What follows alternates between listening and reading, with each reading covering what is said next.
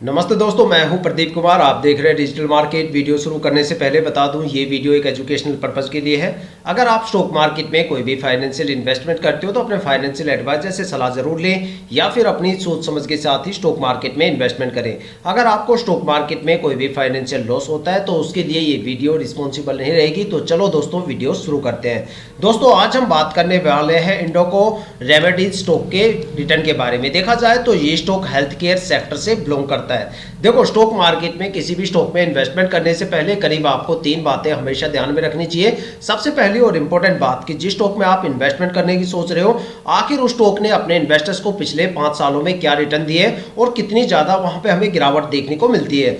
दूसरी सबसे इंपॉर्टेंट बात कि जिस स्टॉक में आप इन्वेस्टमेंट करने की सोच रहे हो, आखिर उस स्टॉक ने आखिर क्या वो स्टॉक शॉर्ट टर्म में ज्यादा प्रॉफिटेबल है या फिर वो स्टॉक लॉन्ग टर्म में ज्यादा प्रॉफिटेबल है। और तीसरी सबसे इंपॉर्टेंट बात कि जिस स्टॉक में आप इन्वेस्टमेंट करने की सोच रहे हो, आखिर वहां पे शॉर्ट टर्म और लॉन्ग टर्म में आखिर कितने कितने टाइम ड्यूरेशन की होल्डिंग करने पे आखिर हमें उस स्टॉक से कितना रिटर्न या फिर लॉस देखने को मिलता है। और यही तीनों बातें आज हम इस वीडियो में डिस्कस करने वाले हैं इंडोको रेमेडीज स्टॉक को लेके। अगर आपने स्टॉक में कोई भी इन्वेस्टमेंट कर रखा है या फिर आप इस इंडोको रेमेडीज स्टॉक के अंदर कोई भी इन्वेस्टमेंट करने की सोच रहे हो, तो ये वीडियो आपके लिए काफी ज्यादा इंपॉर्टेंट होने वाली है, क्योंकि इस वीडियो में मैं आपको बताऊंगा इंडोको रेमेडीज स्टॉक के पिछले 5 साल के रिटर्न के बारे में, जहां पे एक आइडिया आपके साथ रखने की कोशिश करूंगा, एक पैटर्न आपके सामने रखने की कोशिश करूंगा, एक अंदाजा आपके सामने रखने की कोशिश करूंगा कि भाई ये स्टॉक शॉर्ट टर्म में ज्यादा प्रॉफिटेबल है या फिर ये स्टॉक लॉन्ग टर्म में ज्यादा प्रॉफिटेबल है, या फिर ऐसे कौन कौन से टाइम ड्यूरेशन हो सकते हैं जहां पे आपको स्टॉक में भर भर के गिरावट देखने को मिल सकती है या फिर स्टॉक से भर भर के रिटर्न आपको देखने को मिलने वाले हैं। मैक्सिमम स्टॉक में आपको कितनी ज्यादा गिरावट देखने को मिल सकती है और मैक्सिमम ये स्टॉक कितना ज्यादा रिटर्न देने का दम रखता है। साथ में एक नजर डालेंगे स्टॉक के होल्डिंग पैटर्न के बारे में और समझेंगे कि होल्डिंग पैटर्न को कैसे समझा जाता है, और वहां पे हम एक डिसीजन तक पहुंचने की कोशिश करेंगे कि क्या हमें स्टॉक में इन्वेस्टमेंट करना चाहिए या नहीं करना चाहिए। आपके सारे सवालों के जवाब इस वीडियो में छुपे हुए हैं। वीडियो को पूरा जरूर देखिएगा। आई होप कि यहां से आपको काफी ज्यादा वैल्यूएबल इंफॉर्मेशन देखने को मिलने वाली है। तो दोस्तों, वीडियो शुरू करते हैं। दोस्तों, अगर बात करें इंडोको रेमेडीज स्टॉक के पिछले 5 साल के रिटर्न के बारे में, तो देखते हैं स्टॉक शॉर्ट टर्म में स्टॉक ने अपने इन्वेस्टर्स को कितना यहां पे रिटर्न या फिर लॉस यहां पे दिया है। अगर स्टॉक में 1 वीक की होल्डिंग की बात करें तो 1 वीक में स्टॉक में करीब 2.5% से ज्यादा की गिरावट और लॉस हमें देखने को मिलता है। और अगर स्टॉक में 1 मंथ की होल्डिंग की बात करें तो 1 महीने में स्टॉक में करीब 3.25% के करीब एक अच्छी खासी गिरावट और लॉस हमें देखने को मिला। और अगर स्टॉक में 3 महीने की होल्डिंग की बात करें तो 3 महीने में स्टॉक ने करीब 3.5% से ज्यादा की गिरावट दर्ज की है। और अगर स्टॉक में 6 महीने की होल्डिंग की बात करें तो यहाँ पे लेस देन 1% की गिरावट हमें देखने को मिलती है। और अगर स्टॉक में 9 महीने की होल्डिंग की बात करें तो 9 महीने में स्टॉक ने करीब 7% से ज़्यादा की गिरावट दर्ज की है।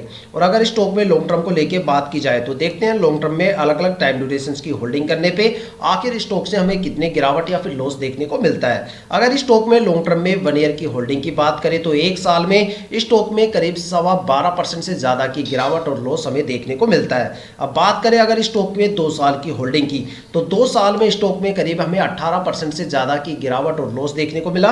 और अगर स्टॉक में 3 साल की होल्डिंग की बात करें तो 3 साल में स्टॉक ने करीब 23.25% से ज्यादा की गिरावट दर्ज की है। और अगर स्टॉक में 4 साल की होल्डिंग की बात करें तो भाई 4 साल की होल्डिंग करने के बाद स्टॉक ने 1.5% का माइनर सा रिटर्न दिया है। और अगर स्टॉक में 5 साल की होल्डिंग की बात करें तो 5 साल में स्टॉक ने 67% से 67.5% से के करीब यहाँ पे रिटर्न दिया है। तो देखा जाए अगर एक कंक्लूजन निकाल के तो भाई ये स्टॉक शॉर्ट टर्म में बिल्कुल भी प्रॉफिटेबल नहीं है। और अगर बात करें लॉन्ग टर्म के बारे में तो लॉन्ग टर्म में ये स्टॉक एवरेज प्रॉफिटेबल है। अगर आप ये सोच के यहाँ पे इन्वेस्टमेंट कर रहे हो कि भाई 2-4 महीने, 6 महीने, 7-8 महीने यहाँ पे हम होल्ड करेंगे और एक अच्छा खासा रिटर्न स्टॉक से लेके चले जाएंगे, तो भाई ऐसी गलती बिल्कुल भी ना करना, क्योंकि ये स्टॉक इस टाइम ड्यूरेशन के लिए बिल्कुल भी प्रॉफिटेबल नहीं है। अगर आपको स्टॉक में ये लग रहा है कि भाई 1-1.5 साल भी अगर हम यहाँ पे होल्ड करके निकाल ले जाएंगे रिटर्न, तो ऐसी गलती भी बिल्कुल मत करना। क्योंकि स्टॉक ने अगर पिछले 5 साल के अगर हम इसके स्टॉक के रिटर्न देखें तो यहाँ पे स्टॉक में एक अच्छा खासा रिटर्न लेने के लिए आपको स्टॉक में कम से कम 5 साल का वेट करना पड़ेगा। 4 साल का भी अगर आप यहाँ पे वेट करोगे तो 1.5% का रिटर्न मिलेगा। 4 साल में अगर 1.5% का रिटर्न आपको मिलता है तो मुझे नहीं लगता कि भाई आपको स्टॉक में कोई ज्यादा कुछ मिला, क्योंकि इससे ज्यादा तो आपको बैंक में भी ब्याज मिल जाएगा, या फिर आप किसी स्टॉक में, या फिर आप कोई FD वगैरह करवाते हो या पॉलिसी ले लेते हो या म्यूचुअल फंड ले लेते हो, तो उससे ज़्यादा तो आप उसमें कमा जाओगे। लेकिन स्टॉक में यहाँ पे अगर आपको माइनर सा भी रिटर्न लेना है तो भाई 5 साल यहाँ पे आपको होल्ड करना पड़ेगा। तो लेकिन देखो क्या होता है कि ये थे स्टॉक के पिछले 5 साल के रिटर्न के हिसाब से हमें यहाँ पे एक पैटर्न देखने को मिल गया कि भाई ये स्टॉक ना तो शॉर्ट टर्म में प्रॉफिटेबल है और लॉन्ग टर्म में भी ये इतना ज़्यादा प्रॉफिटेबल नहीं है, लॉन्ग टर्म में ये यहाँ पे एवरेज प्रॉफिटेबल है। तो ये हो गया इसके पिछले 5 साल के बेस पे इसकी परफॉर्मेंस, ठीक है। लेकिन क्या पता भाई आने वाले टाइम में स्टॉक में आपको और भी अच्छे खासे रिटर्न देखने को मिल सकते हैं, या फिर स्टॉक में आपको आने वाले टाइम में और भी ज़्यादा गिरावट देखने को मिल सकती है। लेकिन इस बात का कैसे अंदाज़ा लगाएं? इस बात का अंदाज़ा लगेगा हमें स्टॉक के होल्डिंग पैटर्न को देखने से। देखो अगर आप किसी भी स्टॉक के बारे में ये 2 चीज़ें जान लेते हो कि उस स्टॉक ने पिछले 5 सालों में क्या रिटर्न दिया है और उस स्टॉक का होल्डिंग पैटर्न क्या है, तो समझ लो आपने उस स्टॉक की 60 से लेकर 80% तक जो डीप फंडामेंटल एनालिसिस है वो मात्र चंद मिनटों की वीडियो में कर डाली। लेकिन होल्डिंग पैटर्न दिखाने से पहले मैं आपको होल्डिंग पैटर्न के बारे में कुछ बारीकियां बताता हूं जो शायद आपने कहीं पे आज तक ना तो सुनी होगी ना आपने कभी देखी होगी।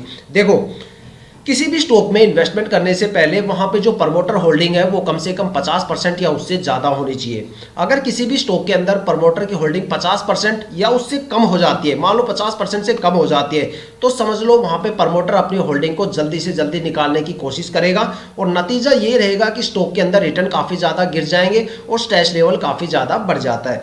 लेकिन अगर किसी स्टॉक में मान लो प्रमोटर की होल्डिंग 70, 80, 90% या इससे ज़्यादा होती है तो वो स्टॉक या तो मल्टी बैगर बन जाता है या फिर वो स्टॉक लॉन्ग टर्म में एक अच्छा खासा रिटर्न देता है। लेकिन 2 ऐसी भी कैटेगरी होती है स्टॉक मार्केट में जो सबसे ज़्यादा पैनिक होती है। अगर आप सोच रहे हो कि भाई पब्लिक इन्वेस्टर सबसे ज़्यादा पैनिक है तो आपको फिर एनालिसिस आती नहीं, क्योंकि सबसे ज़्यादा जो पैनिक होते हैं वो एफआईआई होती है। एफआईआई इतने पैनिक होते हैं कि कई बार तो अपने पूरी की पूरी होल्डिंग को सोल्ड आउट कर देते हैं, चाहे वो 15% हो या 10% हो, पूरी की पूरी सोल्ड आउट कर देते हैं मात्र 1-2 महीने के अंदर।